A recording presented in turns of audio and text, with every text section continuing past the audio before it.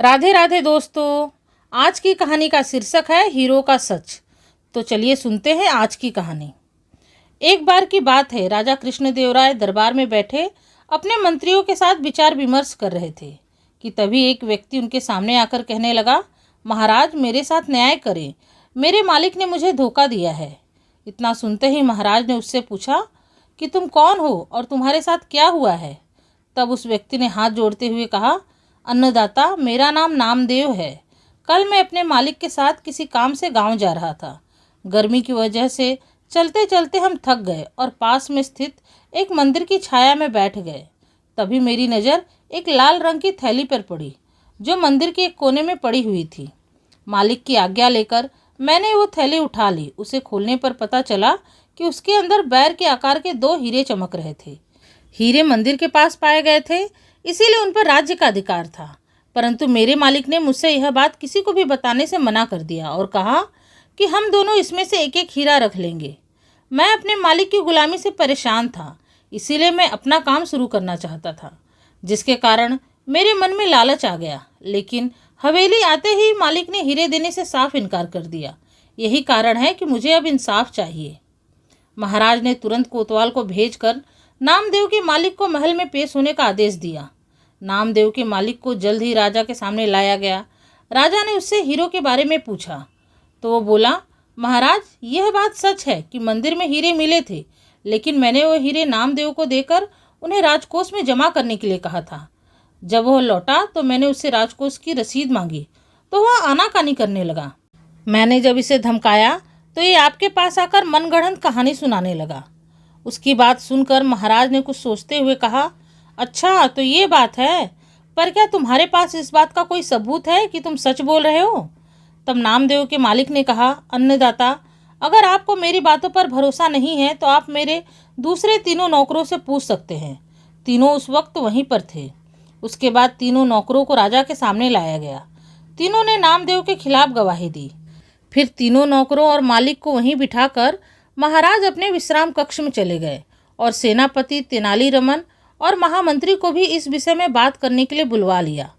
उनके पहुंचने पर महाराज ने महामंत्री से पूछा, महामंत्री जी, आपको क्या लगता है, क्या नामदेव झूठ बोल रहा है? तो महामंत्री ने कहा, जी महाराज, नामदेव ही झूठा है। उसके मन में लालच आ गया होगा और इसीलिए उसने हीरे अपने पास ही रख लिए होंगे। सेनापति ने गवाहों को झूठा बताया। उसके हिसाब से नामदेव सच बोल रहा था। तेनालीरामन चुपचाप खड़ा सबकी बातें सुन रहा था। तब महाराज ने उसकी ओर देखते हुए उसकी राय मांगी। तब तेनालीरामन ने कहा, महाराज कौन झूठा है और कौन सच्चा, इस बात का पता अभी लग जाएगा, परंतु आप लोगों को कुछ समय के लिए पर्दे के पीछे छुपना होगा। महाराज इस बात से सहमत हो गए क्योंकि वो जल्दी से जल्दी इस मसले को सुलझाना चाहते थे, इसलिए वो पर्दे के पीछे जाकर छुप गए।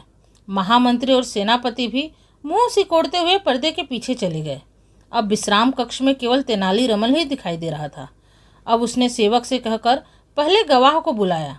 गवाह के आने पर तेनालीरामन ने पूछा, क्या तुम्हारे सामने तुम्हारे मालिक ने नामदेव को हीरे दिए थे? तो पहले गवाह ने कहा, जी हाँ, मेरे सामने ही हीरे दिए थे। तो तेनालीरामन ने उससे पूछा, फिर तो तुम्हें हीरे के रंग और आकार के बारे में पता ही होगा। फिर तेनालीरामन ने एक कागज और कलम गवाह के सामने करते हुए कहा, लो, इस पर मुझे हीरे का चित्र बनाकर दिखाओ। इतना सुनते ही उस गवाह की सिट्टी पिट्टी गुल हो गई और वो बोला, मैंने हीरे नहीं देखे क्योंकि वो लाल रंग की थैली में थे। तेनालीरामन ने कहा, ठीक है, अब तुम चुपचाप जाकर वहाँ खड़े हो जाओ।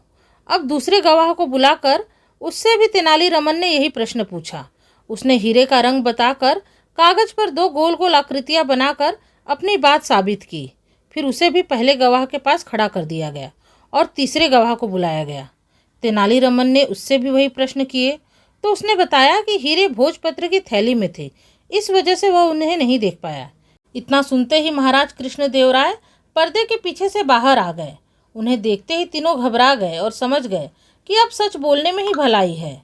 तीनों महाराज के पैरों को पकड़कर माफ़ी मांगने लगे और बोले, हमें झूठ बोलने के लिए हमारे मालिक ने धमकाया था और नौकरी से निकालने की भी धमकी दी थी, इसीलिए हमें झूठ बोलना पड़ा। तीनों नौकरों की बात सुनकर महाराज ने तुरंत मालिक के घर तलाशी के आदेश दे दिए। तलाशी लेने पर दोनों हीरे बरामद कर लिए गए।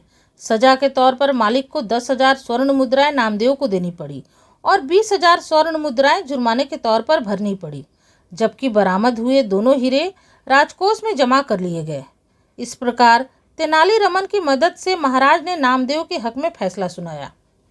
तो दोस्तों, ये थी आज की कहानी। उम्मीद है आप लोगों को कहानी पसंद आई होगी।